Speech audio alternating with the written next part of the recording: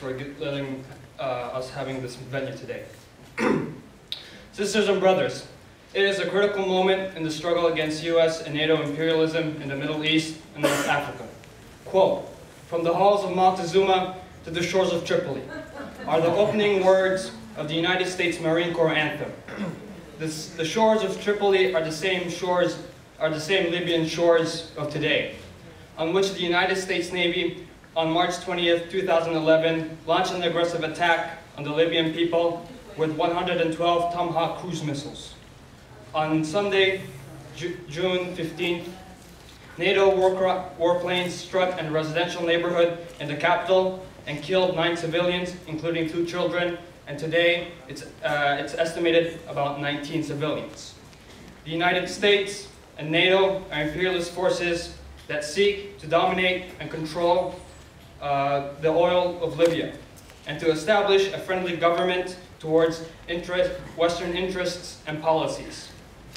Imperialist foreign policy are driven by profits and expanding their control through military expansion.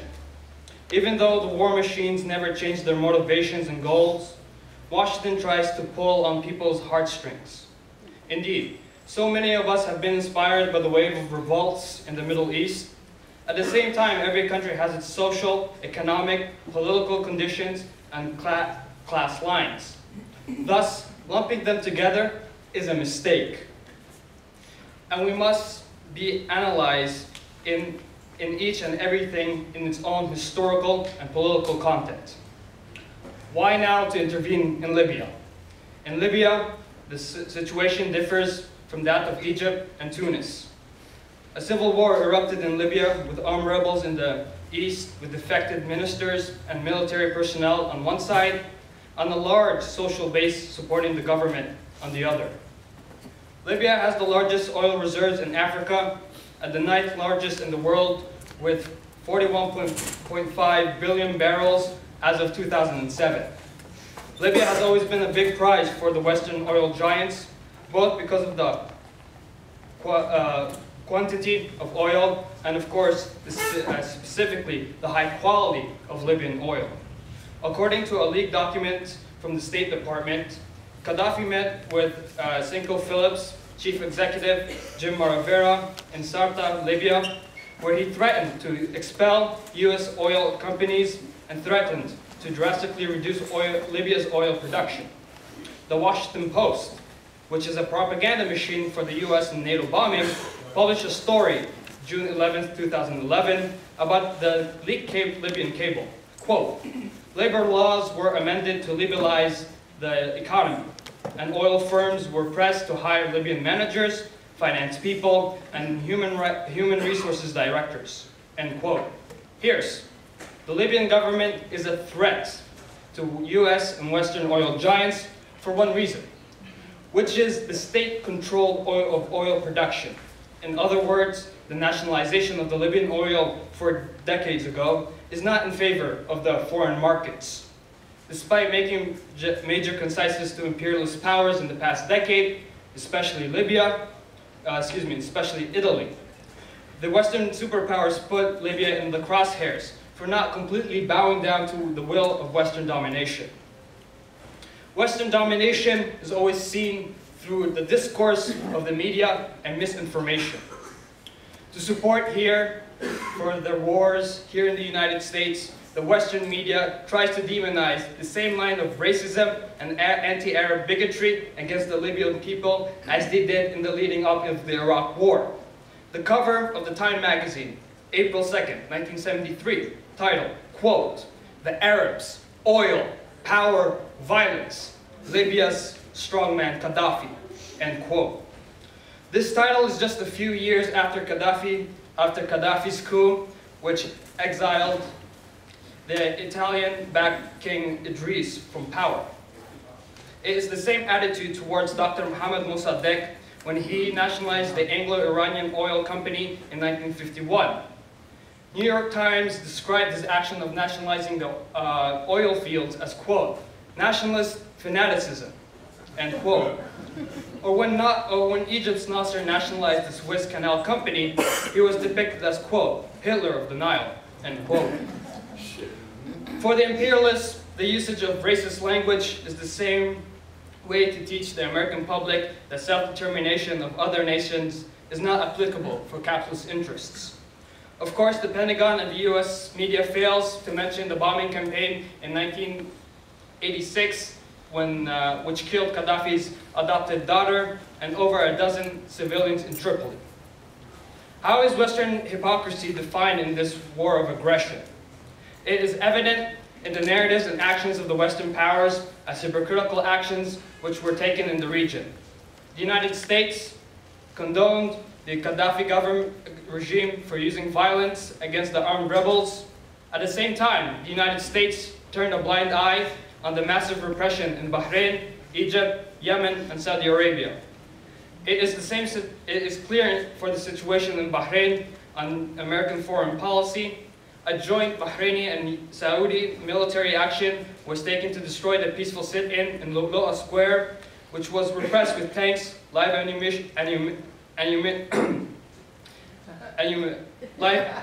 bullets,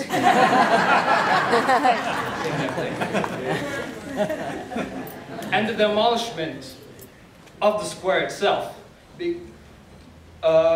because there was a sign of resistance against the El Khalifa monarchy. Bahrain is home for the U.S. 5th Naval Fleet, which provides tactical support for the United States Army in the region. In Egypt, politicians like Hillary Clinton and former spokesman P.J. Crowley of the State Department said that, quote, Egypt was an ally, a friend, and an anchor of stability in the region. All these claims were made while tear gas canisters and bullets, which were used against protesters with one single label, made in the USA. The United Nations Security Council imposed a no-fly zone on Libya, but not on Israel during their aggressive assault on Gaza, which left 1,400 Palestinians dead, 2/3 were women and children.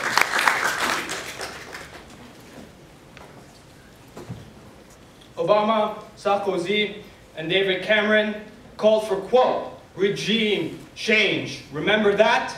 Iraq, 2003? The same words of George W. Bush to justify the invasion of Iraq, which left 1 million Iraqis dead and another 5 million displaced. The International Criminal Court, in a matter of weeks, drafted an arrest warrant for Gaddafi as a war criminal, while war criminals like Bush, Cheney, and Donald Rumsfeld have never even been charged.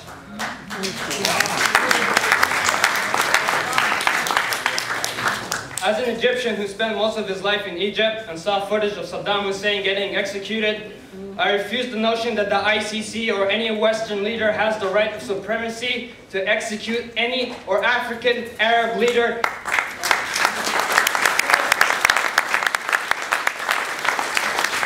Hands down.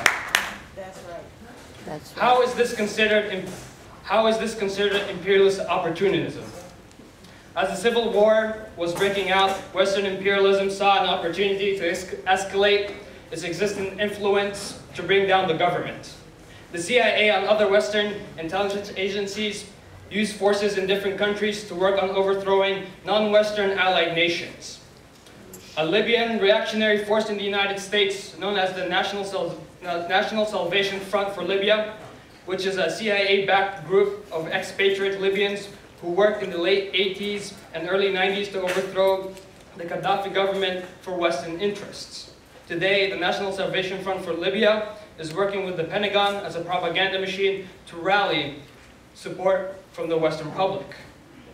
Ali Tahrouni, who teaches economics at the University of Washington, returned to Libya after 35 years of exile to advise the opposition on economic matters. CIA and British SAS agents have been found operating in Libya with the rebels by several news media agencies. Moreover, NATO has pledged millions of dollars in military weaponry for the rebels, and the British and the French on May 23rd sent an Apache helicopters to support the rebels. Today, I don't know if anybody's seen the news, but there's been a non-manned drone Apache helicopter that has been shot down in Tripoli. What does humanitarian intervention truly mean? Humanitarian intervention in Libya is the same as it was in Somalia, Iraq, and Haiti. Washington and NATO intervened not to prevent a massacre of civilians in Benghazi, but to prevent the military defeat of the rebels. The purpose of the Western bombing was to prolong the life of the rebels that was about to be crushed. With a, quote, mandate to protect civilians, end quote, the U.S. and NATO are now flying air cover for one side, arming one side, financing one side, advising one side. And in the process, they're really trying really hard to assassinate the head of a state of another country.